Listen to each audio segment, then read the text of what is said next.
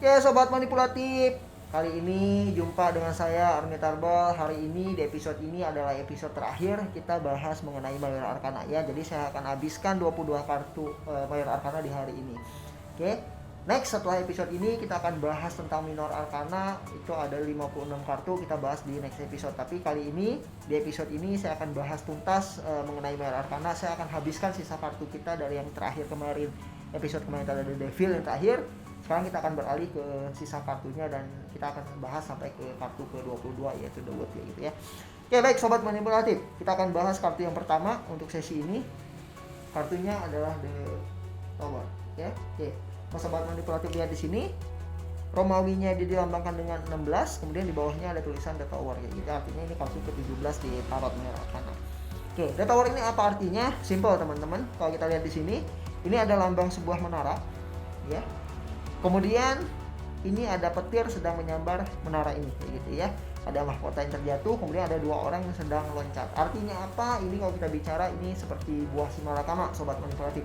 Buah simalakama itu apa? Simpel sekali, buah simalakama itu kita makan kita mati, enggak kita makan pun kita juga mati gitu ya. Ini sama dengan dilambangkan kartu ini. Kalau kita lihat di sini, di saat dua orang ini tidak terjun, dia memilih tetap di sini, dia akan tersambar dengan petir. Artinya orang ini akan celaka. Kemudian pada saat dia memilih untuk terjun, bawahnya pun batu karang dan jurang. Artinya dia pun akan celaka pula. Artinya ini tadi saya bilang buah simalakama, apapun yang kita lakukan semuanya serba salah. Apapun yang kita tempatkan semuanya serba salah. Jika ada klien kita bertanya, ada customer kita bertanya tentang hal apapun, kemudian kartunya keluarnya adalah The Tower ini. That simple, artinya semua yang sedang dia lakukan saat ini emang dalam posisi yang terjepit. Maju kena, mundur kena. Jadi emang tidak ada yang bisa dilakukan saat ini kecuali hanya pasrah dengan keadaan gitu ya. Oke, next kita akan lanjut dengan kartu yang berikutnya. Kartu berikutnya di Major Arcana adalah The Star ya sobat manipulatif. Oke. Apa arti The Star ini? The Star ini seperti kita tahu secara harfiah dia adalah bintang ya. Ada satu bintang besar di sini warna kuning dan diikuti dengan bintang-bintang kecil yang lainnya yang ada di bawahnya. Artinya apa? Artinya orang ini cenderung bersinar ya. Cenderung dia mendapatkan popularitas, cenderung dia mendapatkan pusat perhatian. Nah, kemudian kakinya itu sama seperti yang kita bahas di episode sebelumnya. Ada satu kaki di air dan satu kaki di darat. Artinya apa? Artinya orang ini mampu balancing, mampu seimbang. Kalau kemarin kita bahas di episode sebelumnya ada temperance, dia menuangkan air dari kiri dan kanan.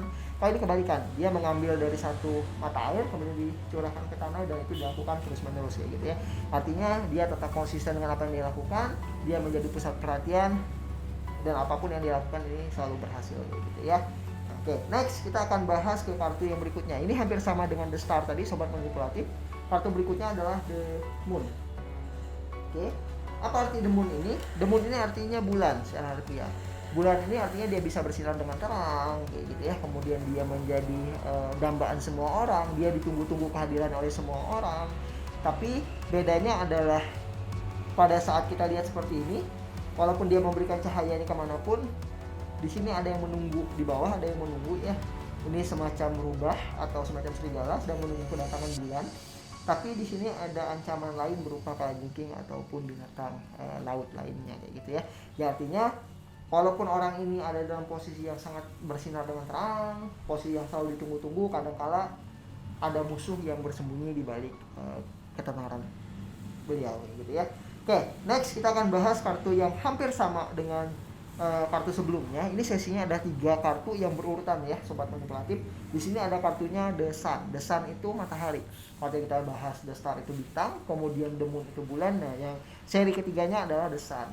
Bedanya dengan bintang dan bulan tadi adalah matahari ini dia yang menjadi sumber cahaya untuk yang lain. Jadi kalau bulan tadi walaupun dia bersinar dengan terang, dia dambaan semua orang, tapi ingat bahwa bulan itu mendapatkan sinarnya dari matahari. Walaupun mataharinya tersembunyi, kemudian bulannya bersinar dengan terang gitu ya.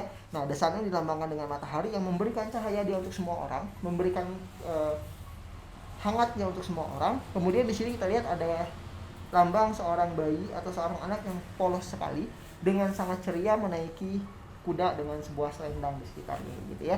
Nah, artinya apa? Artinya dengan kehangatan yang ada, dengan cahaya yang diberikan, ini bisa saja menimbulkan satu bahaya pada saat anak ini tidak dijaga atau pada saat anak ini belum menguasai medan.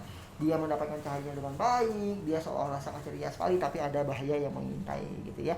Jadi kalau bisa ada klien kita bertanya, kita sampaikan bahwa semua yang dia inginkan itu sudah hampir tercapai. Hanya hati-hati saja, ada beberapa hal yang mungkin di luar dari pengawasan dia, di luar dari dugaan dia yang mungkin bisa terjadi gitu ya.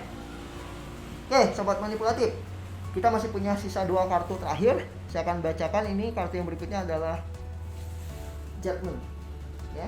Oke, apa arti Judgment ini? Kalau teman-teman lihat di sini, ini ada gambar seorang dewa, malaikat tepatnya, dengan 2 sayap. Kemudian dia meniup trompet ya. Kemudian di bawahnya ada orang-orang yang seolah-olah baru bangkit dari kuburnya atau dari pemakamannya. Jadi kita bicara kalau dalam Islam mungkin ada istilah orang dibangkitkan kembali pada saat ditiupkan trompet sangkakala, gitu. Ini sama. Ini melambangkan sebuah kehidupan baru pada saat orang sudah meninggal atau kita sudah melakukan sesuatu, kemudian kita diberikan ruh baru, ditiupkan trompet baru, maka semuanya akan bangkit menjadi satu kehidupan baru yang jauh lebih baik gitu ya. Jadi kalau misalnya ada pertanyaan, bagaimana nih dengan pekerjaan saya, kemudian saya pindah nih, apakah akan baik segala macam, kemudian keluar kartu Judgment, artinya dia akan sangat bagus di posisi yang baru karena dia memulai kehidupan yang baru. Kalau yang bertanya tentang asmara, gimana nih saya stuck nih dengan kondisi saat ini, apakah ke depan akan bagus atau enggak, kalau keluar kartunya Judgment itu artinya dia akan mampu mendapat kehidupan baru yang jauh lebih baik ya, jauh lebih membahagiakan buat dia. Oke guys, tiba kita di kartu terakhir di Majora Arcana, 22 kartu. Ini kartunya adalah The Wood. Ya, The Wood ini hampir sama dengan kartu yang sebelum-sebelumnya. Dia punya 4 unsur di sini. Ya, kalau sebelum kita bicara ada unsur tanah, api, udara, kemudian air juga overchain. Nah, di The Wood ini sama, tapi dia lambangnya berbeda ya. Di sini ada lambang singa, kemudian ada elang, dan 2 yang lainnya ini melambangkan sama 4 unsur yang saling mendukung. Kemudian di sini ada ikatan yang tidak terlepas. Ini sama kalau kita bicara The Magician, ada lambda, ini pun sama melambangkan tak terbatas. Kemudian di sini ada lambang orang yang dengan ceria memegang 2 buah tongkat. Artinya terhadap apapun yang dia mau, penguasaan dia terhadap dunia ini sebenarnya sudah di tangan, semua sudah dicapai gitu ya. Artinya kesuksesan orang ini akan terjamin dari segi asmara, dari segi yang lainnya juga benar-benar terjamin di sini gitu ya. Oke guys, itu 22 kartu di Majora Arcana. Kita udah bahas semua dari episode ke 1 sampai episode hari ini. Jangan lupa tetap stay di channel ini, subscribe, kemudian like, comment, dan share ke teman-teman yang lain.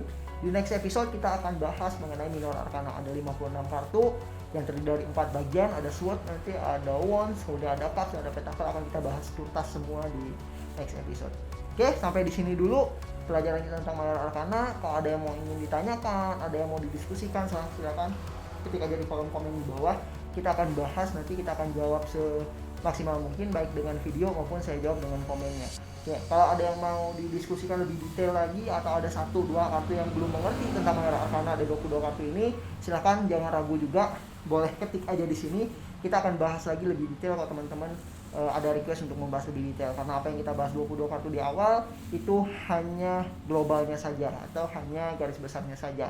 Untuk aplikasinya teman-teman bisa cek di video reading tarot yang sudah diupload di beberapa waktu yang lalu. Juga next ke depan akan kita upload lagi beberapa case dengan klien yang langsung dibacakan, biar nanti teman-teman tahu bagaimana cara mengaplikasikan arti kartu per kartu ke dalam pertanyaan klien kita. Oke, sampai jumpa di next episode. Bye bye.